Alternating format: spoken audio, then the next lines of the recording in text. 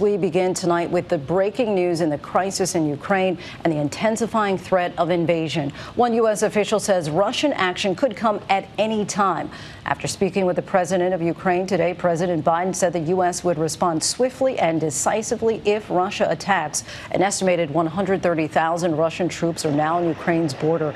These forces are conducting live exercises with allies in Belarus. All this as additional U.S. troops, members of the 82nd Airborne, arrived today in Poland to support NATO allies in the region. And while Ukraine's airspace does remain open, the country is advising airlines to avoid flying over parts of the Black Sea region.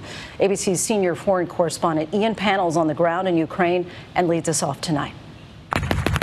Tonight, with Russia performing massive military drills near Ukraine's borders, aviation officials in Ukraine warning airlines not to fly over part of the Black Sea where the Russian Navy's conducting war games. While Ukrainian commercial airspace remains open, Dutch airline KLM suspending flights into the country. Lufthansa considering the same. President Biden today speaking by phone with Ukrainian President Zelensky, making it clear the US and its allies will respond swiftly and decisively if Russia invades. Zelensky asking the US for even more military and financial support, even inviting Biden to visit the country. That call coming 24 hours after President Biden's high-stakes call with Vladimir Putin, warning a Russian attack would result in swift and severe costs. But despite the ongoing diplomacy, no apparent progress. It's certainly not a sign that things are moving in the right direction. There's been a full-on diplomatic blitz this weekend.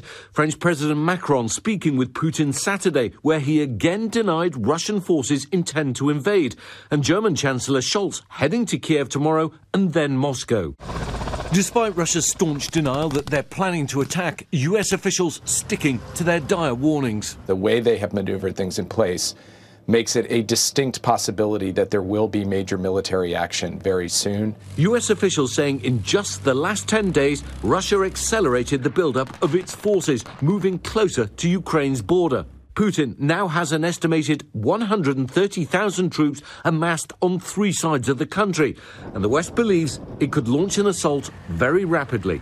It's likely to begin with a significant barrage of missiles and bomb attacks. It would then be followed by an onslaught of a ground force moving across the Ukrainian frontier. The US tonight again repeating warnings that a fake attack could be used to launch an invasion. No one should be surprised if Russia instigates a provocation or incident, which it then uses to justify military action it had planned all along.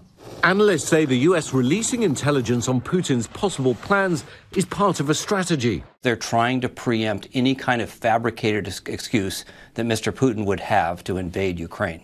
Life for most Ukrainians looks pretty normal on the streets. Families are out, people are going to restaurants and cafes and shopping. There is no sense of panic here, but people are certainly planning and preparing in case the worst happens. But despite the feeling on the ground, the State Department taking no chances, ordering all US citizens to get out of Kiev while they still can. Canada closing its embassy in Kiev and Australia today, joining dozens of nations urging citizens to leave. The State Department concerned they may not be able to evacuate Americans in the event of military action. Ian Pannell joins us now from Ukraine tonight. And Ian, what more are you learning about that crucial call between President Biden and the president of Ukraine?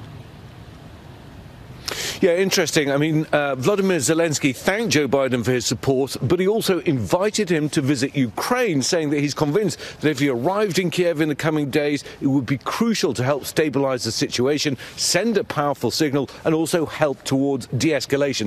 I think it's highly unlikely to happen, but it shows you the mood in the Ukrainian presidential palace tonight. Lindsay? Ian Pannell, thanks so much. Hi, everyone. George Stephanopoulos here. Thanks for checking out the ABC News YouTube channel. If you'd like to get more videos, show highlights, and watch live event coverage, click on the right over here to subscribe to our channel. And don't forget to download the ABC News app for breaking news alerts. Thanks for watching.